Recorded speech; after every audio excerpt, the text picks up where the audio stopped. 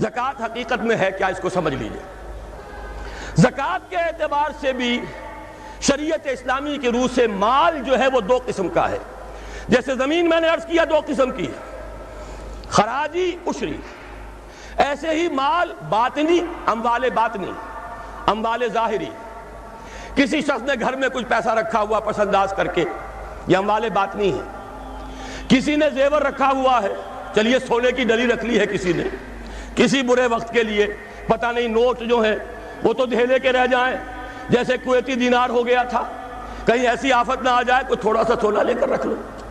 یہ جو گھر میں چھپا ہوا مال ہے یہ اموال باطنی ہے، ان کی زکوٰۃ اسلامی ریاست نظام خلافت زبردستی نہیں لیتی، ورنہ تو گھر گھر جا کے جامع تلاشی کرنی پڑے گی، ٹرنک کھولنے ہوں گے، تکیے ادھیڑ کر دیکھنے ہوں گے کہیں کچھ رکھا ہوا تو نہیں ہے۔ اسلام کا نظام فطرت ہے۔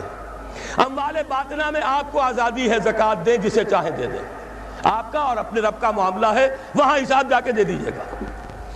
اموال ظاہری کی زکوٰۃ جبراً لی جائے گی۔ وہ کیا ہے؟ یہ مال ہے جو دکانوں میں ہے، اموال تجارت۔ یہ فیکٹریاں ہیں جن میں فنشڈ پروڈکٹ بھی ہے، خام مال بھی ہے۔ یہ بھیڑ بکریوں کے گلے ہیں، ہزار ہزار بھیڑیں اور ہزار ہزار بکریاں، اونٹوں کی قطاریں، یہ ہے جو ظاہر مال ہے، سامنے ہے، کہاں چھپا کر لے جائیں گے؟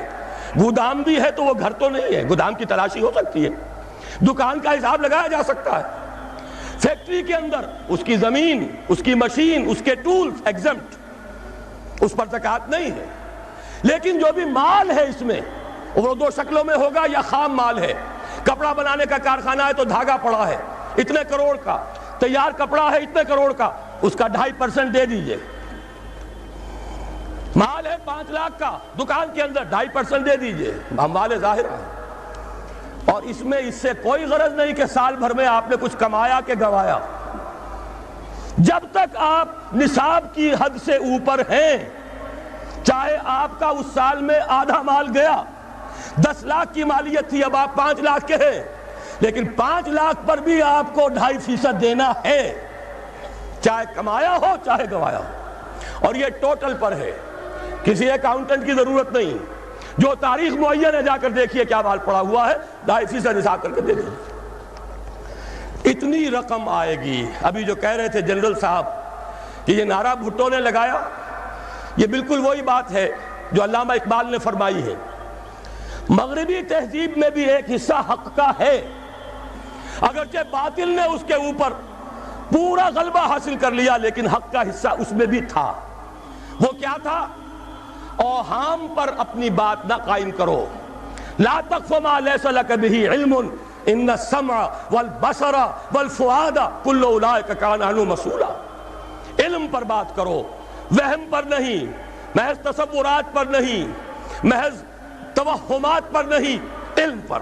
موقف تمہارا علم پر قائم ہونا چاہیے۔ یہ بات تھی، انہوں نے لی، توہمات کو ختم کیا، کھول آنکھ، زمین دیکھ، فلک دیکھ، فضا دیکھ، مشرق سے ابھرتے ہوئے سورج کو ذرا دیکھ۔ لہذا سائنس بڑھی، ٹیکنالوجی بڑھی، آئی ان کے ہاں ترقی آئی۔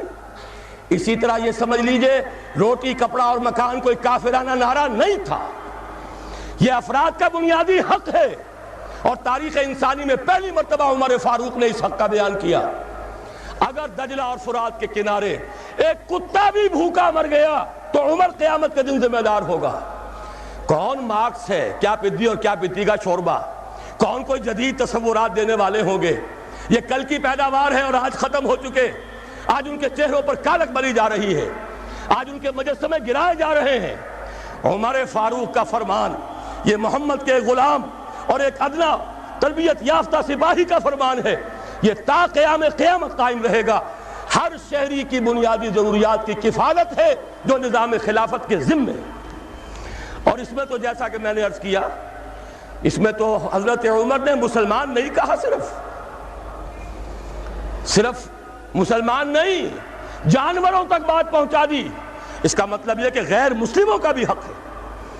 اس لیے کہ حضرت عمر ہی نے ایک مرتبہ دیکھا تھا، کسی صوبائی دارالحکومت کے دورے پر گئے تھے، کوئی ایک بڈھا غیر مسلم غالباً مجوسی تھا، وہ کچھ خیرات مانگتا پھر رہا تھا، بہت بوڑھا ضعیف۔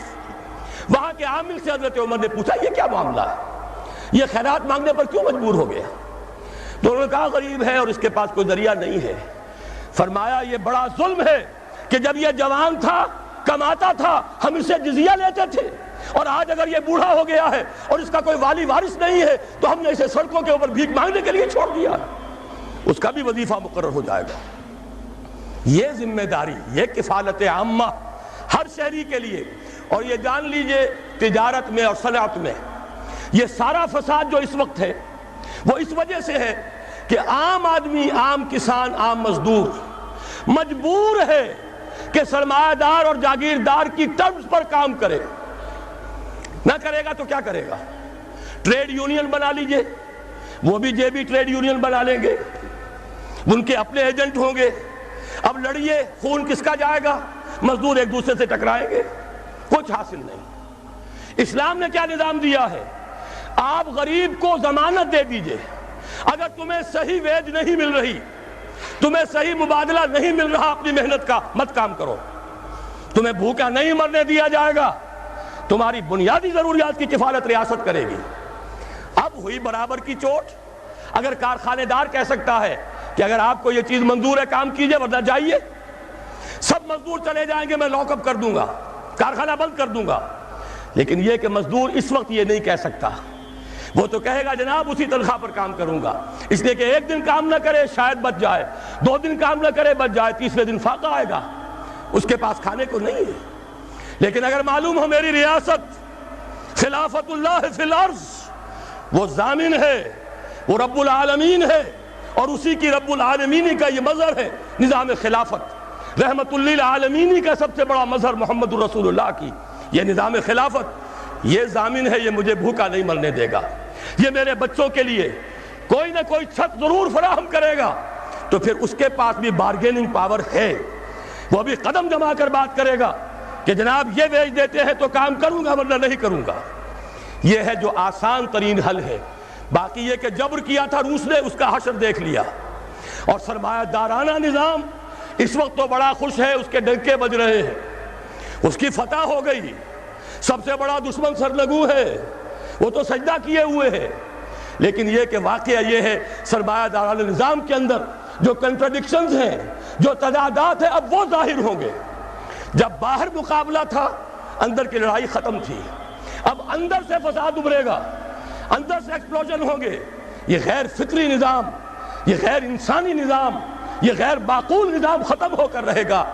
کاش کہ اس کی جگہ صحیح، معتدل، متوازن، عادلانہ نظام خلافت، اس کا کوئی نمونہ ہم دنیا کے سامنے پیش کر دیں۔